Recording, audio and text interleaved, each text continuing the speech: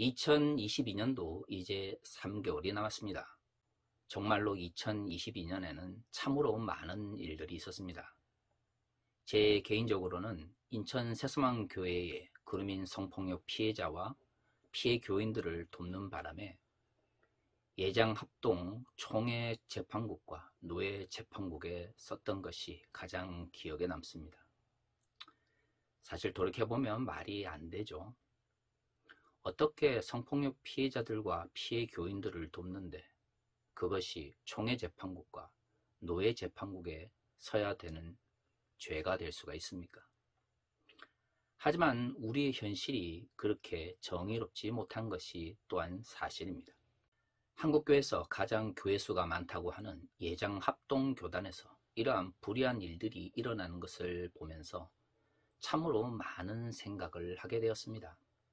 한국교회의 몰락의 모습이 결코 우연이 아니라는 생각을 하게 되었고요. 결국에는 한국교회 몰락은 외부의 적 때문이 아니라 내부의 부패 때문이라는 생각을 더욱 강하게 하게 되었습니다. 한편으로는 깊은 깨달음을 얻게 된 측면도 있습니다. 우리가 세상을 정말로 불의하다라고 이야기를 한다면 그 불의함은 세상뿐만 아니라 눈에 보이는 가시적 교회 내에서도 발생할 수밖에 없는 것이죠. 중요한 것은 자신의 양심에 부끄럽지 않게 살아가는 하루하루의 삶인 것입니다. 제가 지금까지 한국교회 부패에 대해서 지적했던 것들에 대해서 저를 공격하는 사람들을 많이 만나보았습니다. 저의 비판 중에서 한국교회의 내부적 부패를 감추려고 하는 사람들이 가장 민감하게 반응하는 것은 헌금에 대한 비판이었습니다. 한편으로는 그런 생각이 들었습니다. 도대체 언제부터 한국교회의 정체성이 헌금을 통해서 성립되게 되었는지 말이죠. 하나님 나라의 가치를 이 땅에 실현하며 예수 그리스도의 사랑을 전파하는 것이 교회의 목적이 아니라 헌금을 어떻게 거두고 또한 그것을 어떻게 이용할 것인지가 더 중요한 정체성으로 자리 잡았다는 것을 알게 되었습니다. 그것이 바로 한국교회의 부패이며 또한 몰락의 조짐인 것이죠. 지난주에 제가 고린도후서 8장을 설교하면서 고린도후서 8장과 9장은 가난한 자들을 위한 연보와 관련된 공통된 주제를 다루고 있다고 이야기를 했습니다. 연보라고 하는 것이 무엇인가요? 고린도후서 8장과 9장에서 다루고 있는 연보는 가난한 자들을 위하여 물질을 모으는 것입니다. 요즘으로 말하면 가난한 자들을 위한 헌금을 연보라고 표현하고 있는 것이죠. 지난주에 제가 말씀드린 것처럼 바울은 가난한 자들을 위한 연보를 이야기를 하면서 사랑에 기반한 자발성을 강조했습니다. 바울은 고린도후서 9장 1절을 시작하기 전에 고린도후서 8장 16절에서 마지막 절까지 디도와 그의 동력자들의 진실함에 대해서 이야기를 합니다. 바울이 원래 고린도 교회에 가고자 했지만 여러 가지 이유로 그것이 지연되었기 때문에 자신을 대신해서 디도와 그의 동력자를 보내게 된 것입니다. 그래서 바울은 고린도후서 9장 1절부터 왜 디도와 그의 동력자들을 보내었는지를 이야기하고 있는 것이죠. 바울은 이야기합니다. 고린도 교회 사람들에게 이전에 미리 가난한 자들을 위해서 연보할 것을 가르쳤다는 것을 말이죠. 이제 디도와 그의 동력자들을 보내면서 그렇게 준비되어진 고린도 교회의 연보를 모으려고 한다라는 이야기를 합니다. 고린도서 8장에서 언급했던 것처럼 마게도냐 사람들이 어려운 가운데서도 가난한 자들을 위해서 많은 연보를 했는데요. 그 마게도냐 사람들을 향해서 바울이 고린도 교회에 대해서 자랑을 했다는 것입니다. 마게도냐 사람들처럼 고린도 교회 사람들도 가난한 자들을 위한 연보를 이야기했을 때 사랑에 기반하여 자발적으로 그리고 굉장히 적극적으로 연보를 모았다는 것입니다. 당시 바울은 실질적으로 고린도 교회 사람들이 연보를 얼마나 모았는지 그리고 적극적으로 나섰는지에 대해서 정보를 가지고 있지 않았습니다. 하지만 그가 가르치고 그가 세웠던 고린도 교회에 대한 확신을 가지고 마게도냐 사람들에게 고린도 교회 사람들이 많은 헌금을 적극적으로 그리고 사랑에 기반하여 자발적으로 했다라는 것을 자랑했던 것이죠. 바울이 디도와 그의 동력자들을 보내면서 그것을 마게도냐 사람들에게 증명하기 원한다라고 오늘의 본문은 이야기하고 있습니다. 바울이 디도와 그의 동역자를 보낸 또 다른 목적은 혹시 바울의 예상과 달리 고린도 교회 사람들이 가난한 자들을 위한 연보에 적극적이지 않았을 때를 대비하기 위한 것이다 라고 이야기하고 있습니다. 고린도서 9장 5절은 이렇게 이야기합니다. 그러므로 내가 이 형제들로 먼저 너희에게 가서 너희가 전에 약속한 연보를 미리 준비하게 하도록 권면하는 것이 필요한 줄 생각하였노니 이렇게 준비하여야 참 연보답고 억지가 아니니라. 여기서 우리는 몇 가지 중요한 정보를 알 수가 있습니다. 바울이 마게도냐 사람들에게 고린도 교회 사람들이 가난한 자들을 위해서 많은 연보를 했다라고 자랑한 이유는 바울이 이전에 고린도 사람들에게 가난한 자들을 위한 연보를 준비하도록 미리 부탁을 했다라는 것이죠. 바울은 자신의 부탁을 고린도 교회 사람들이 성실하게 수행할 것이라 라고 생각을 했습니다. 하지만 여러 가지 여건 때문에 그러지 못할 수도 있다는 생각을 했던 것 같아요. 고린도 교회는 당시 다양한 어려움 속에 있었습니다.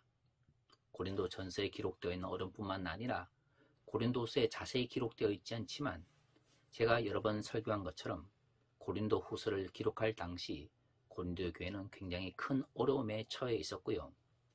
그것을 알고 있었던 바울은 혹시 자신의 부탁에도 불구하고 고린도 교회가 그러한 어려움 때문에 가난한 자들을 위한 연보를 제대로 준비하지 못했을 수도 있다는 생각을 한 것이죠.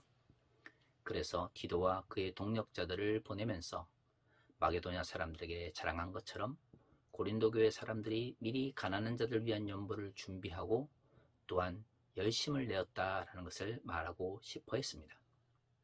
여기서 중요한 것은 바울이 사랑에 기반하여 자발적으로 가난한 자들을 위해서 낸 헌금을 참 연보다라고 표현하고 있다는 것입니다.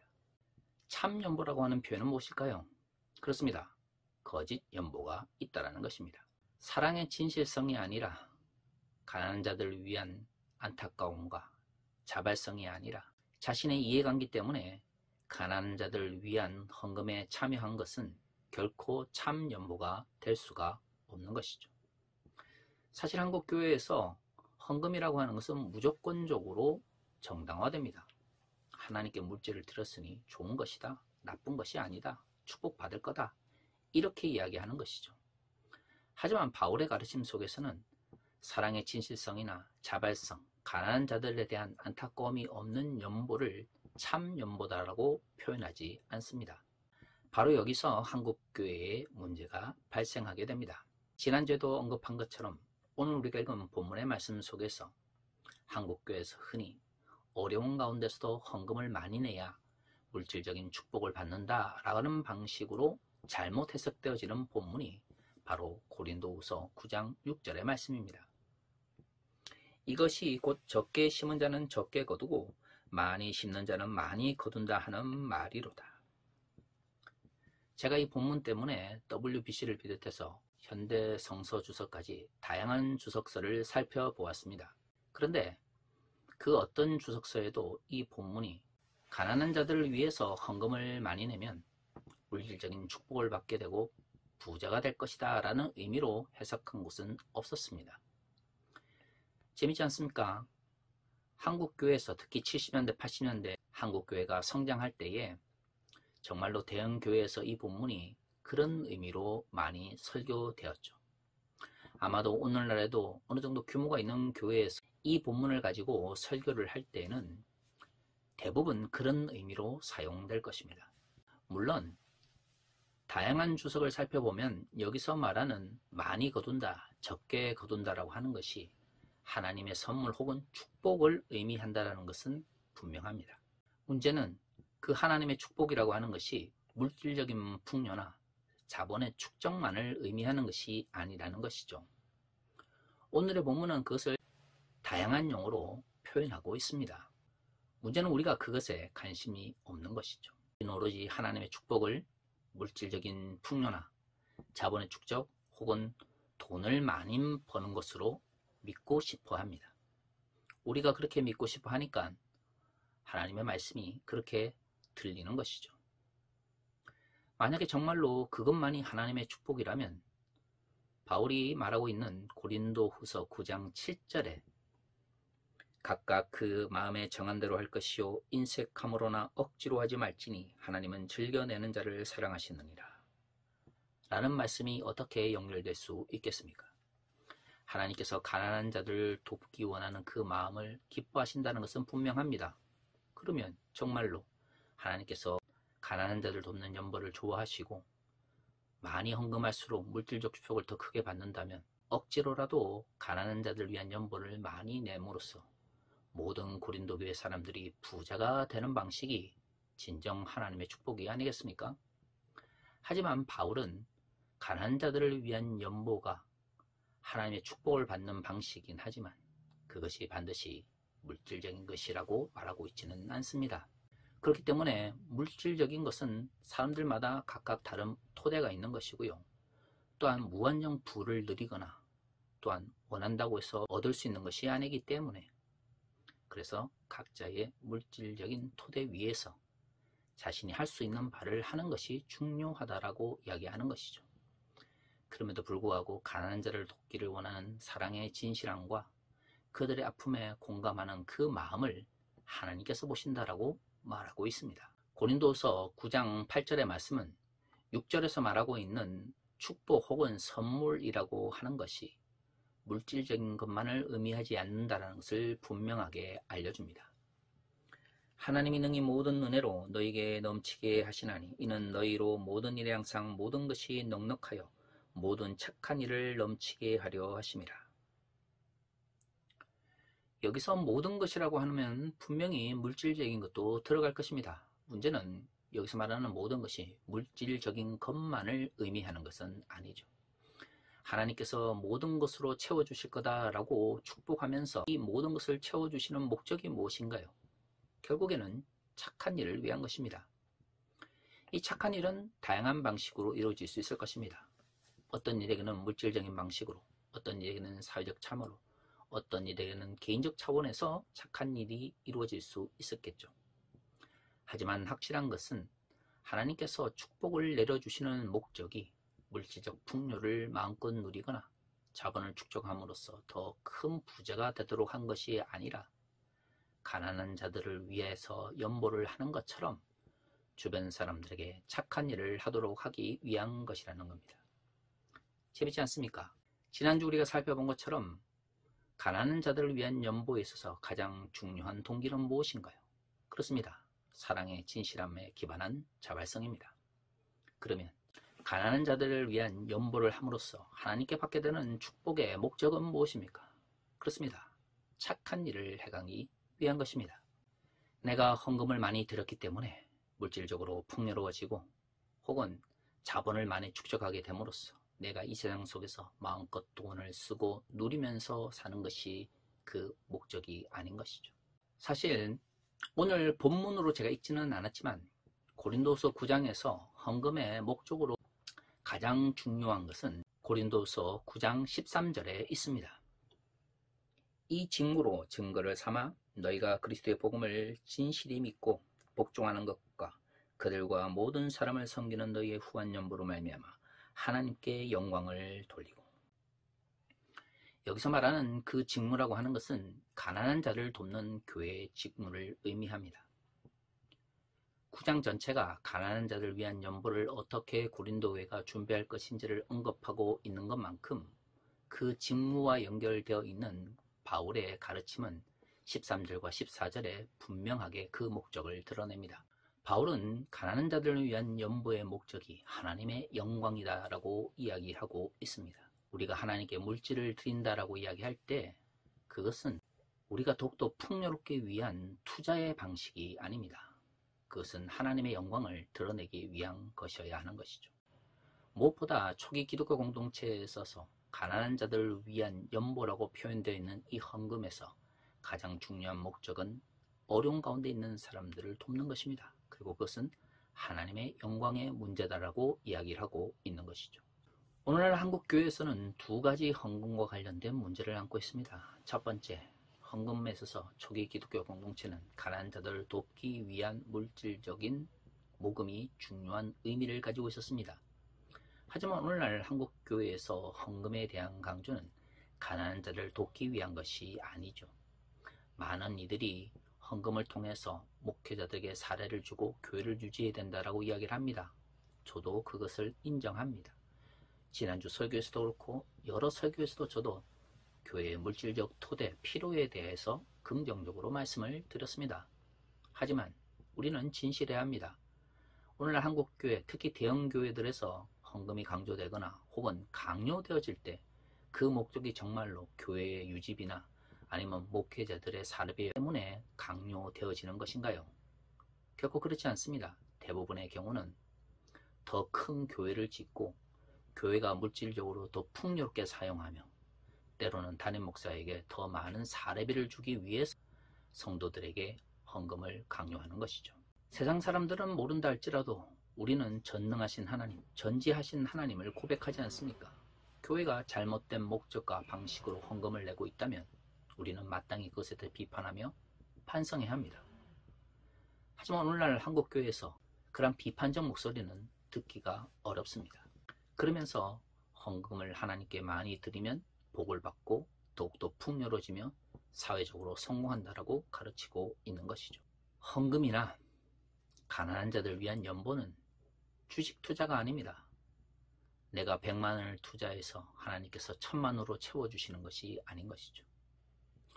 혹시 제가 주식 투자에 대한 비유 때문에 주식 투자 자체를 부정적으로 생각한다고 생각하시는 분이 있을 것입니다. 주식 투자도 자본주의 사회에서 하나의 경제 운영의 방식인 것이죠. 하지만 주식 시장도 투자와 투기를 분명하게 구분합니다. 한국 교회가 자본주의 가치에 물들어서 하나님의 영광을 위해서 가난한 자를 돕는 연보를 마치 주식 투기처럼 조금 하나님께 드리면 많이 채워주실 거다라는 방식으로 설교하는 것이 과연 옳은 것일까요? 잘못된 것을 알면서도 그렇게 믿고 싶어 하고 또한 그렇게 설교하며 가르치고 있는 것이 오늘날 한국교회 현실입니다. 그래서 한국교회가 비판을 받고 있는 것이죠. 지금까지 헌금과 연보와 관련된 한국교회의 왜곡된 가르침을 자세히 살펴보면 16세기 종교개혁 직전에 면벌부 혹은 면제부로 불렸던 잘못된 교회의 전통과 많은 부분 연결되어 있습니다. 16세기에는 선을 하늘에 쌓는다는 개념이 있었습니다. 하지만 대부분의 사람들은 선을 하늘에 쌓을 수가 없는 것이죠. 그래서 성자나 아니면 마리아나 예수 그리스도의 공로를 강조했습니다. 그들은 너무나 큰 선을 쌓았기 때문에 천국 창고에 그들의 선이 쌓여 있는 것이죠. 그리고 당시 로마의 교황청은 그렇게 가르쳤습니다. 그 천국 창고의 열쇠를 교황이 가지고 있다고요. 그렇기 때문에 그 천국 창고의 열쇠를 가지고 있는 교황이 하사하는 증서를 사면 천국에 들어가기 전에 받아야 되는 벌을 면할 수 있다라고 말이죠. 과거에는 면죄부라고 많이 불렸지만 최근에는 그렇기 때문에 면벌부라고 불리고 있는 것 같습니다. 신학적으로 보면 면죄부보다는 면벌부가 더 올바른 표현이라고 생각합니다. 하지만 중요한 것은 16세기 잘못된 로마 가톨릭의 면벌부에 대한 논리가 21세기 한국교회에서 여전히 통용되고 있다는 것입니다. 특히 헌금과 관련된 왜곡된 가르침 속에서 과거 교회의 잘못된 전통이 보인다는 것이죠. 로마 가톨릭의 잘못된 면벌부에 대한 논리를 비판하며 개혁을 외쳤던 개신교회가 어느 순간부터 물질적 풍요 앞에서 그들의 논리를 반복하고 있는 것입니다. 특히 한국교회가 받아들였던 번영신학과 또한 한국 사회의 전형적인 기복주의가 헌금에 대한 잘못된 가르침, 왜곡된 가르침을 만들어낸 것이죠. 그렇습니다. 헌금의 기반은, 특히 가난한 자들을 위한 연보의 기반은 사랑의 진실성에 기반한 자발적 헌금이어야 합니다. 그 위에 오늘 본문이 이야기를 하고 있는 것처럼 그 어떤 것보다 하나님의 영광을 나타내는 방식은 가난한 자들을 돕고 그들의 아픔에 공감하는 것이라는 것이 중요합니다. 헌금과 관련된 이 두 가지 가르침을 잊어버리는 순간 헌금은 잘못된 면별부의 논리와 구분이 되지 않는 것이죠. 우리는 얼마만큼 가난한 자들을 돕는 연보에 하나님의 영광의 문제와 연결해서 생각하고 있습니까?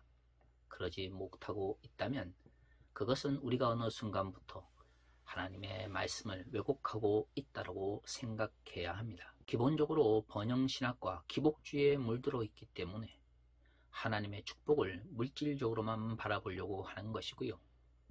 헌금을 투기의 방식으로 생각하기 때문에 하나님의 영광과 관련된 가난한 자들을 돕는 삶의 모습이 우리의 관심을 받지 못하게 된 것입니다.